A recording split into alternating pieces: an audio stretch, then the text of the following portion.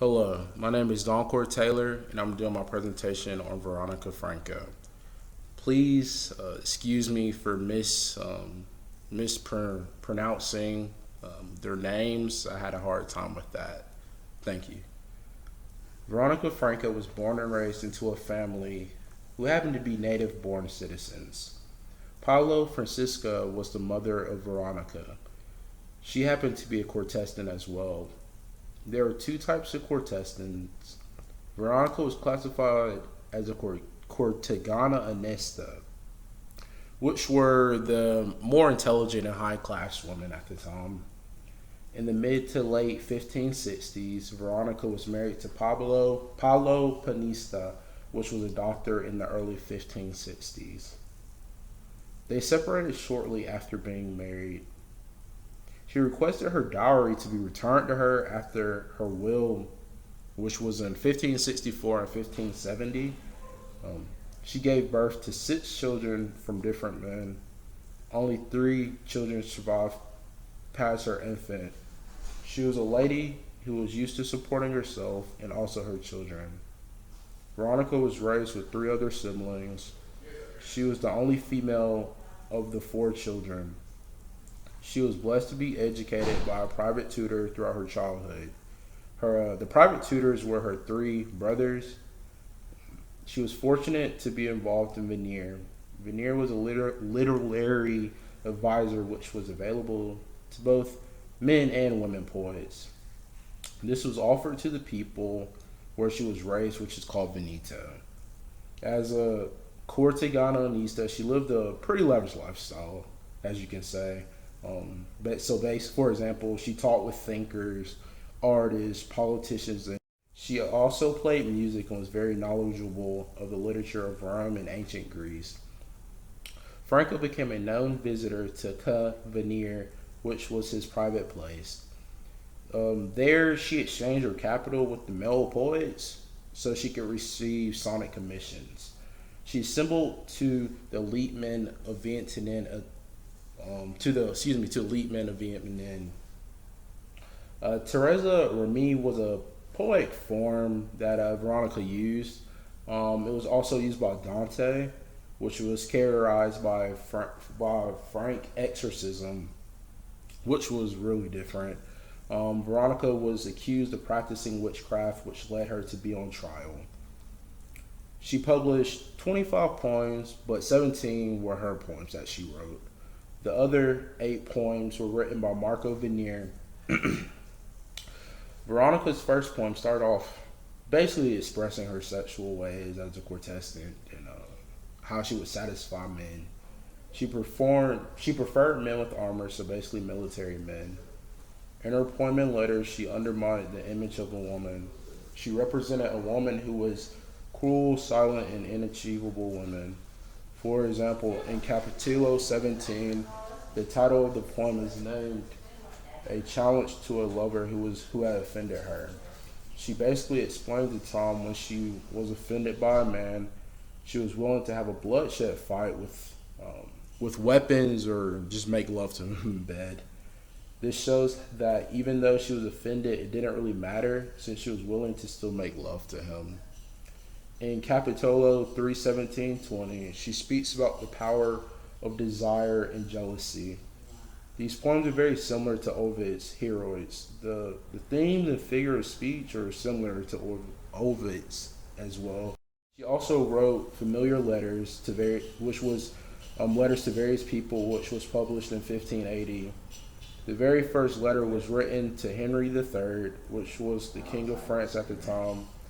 The 20 letters following that was written to Jacopo Torrento, a Vietnamese painter. It was a gift for him since he did a portrait for her. The portrait basically included her daily activities. She included playing music, sitting for a portrait, of course, making a dinner for her friends, asking for a loan of a wheelchair, and also engaged in literary projects. The purpose of these letters were written to make her private life basically displayed in the public. In 1580, she was brought to the Inquisition courts. by her one of her tutors of being accused of practicing witchcraft in her home. But with the help of Domenico Veneer, the charges were dropped. Her view as a person and a poet was downhill shortly after that case. Her Domenico Veneer died in 1582. I'm going to talk about the women in Venice because I believe it was an important topic. There were two types of women in Venice, partition women and courtesan. The lives of women were monitored by their men. Men were allowed to basically do whatever they wanted to. The women were primarily in the house all day, so basically cooking and cleaning. The men and women were separated while in their house, so they weren't united.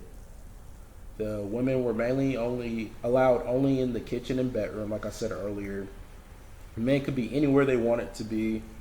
The bedroom was usually just for sleep and just to produce a child. It wasn't for sexual interests as well or other sexual activities. The courtesans engaged with the men during high class events.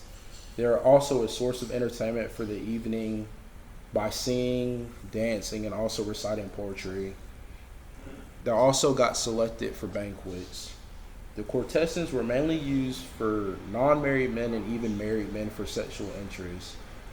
Franco was very educated in knowing the roles of the women in Venice during her time. Franco did embrace her role by being a courtesan, but she knew it took a toll on herself and also the other courtesans. For example, in one of her letters, she tries to convince a friend of hers the stress is put on her courtesan. She tells her that it will ruin her daughter's life and even cause some harm to her as a mother. She also lets the mother know that she will have guilt for pushing her daughter being a courtesan. Veronica's letters were very powerful to people since she experienced many things, in particular women. She had embraced and learned from her past.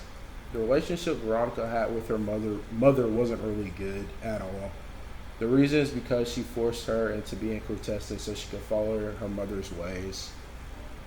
Veronica doesn't want it to repeat with her friends, so that was that's the purpose of the letter was. I know it was very beneficial.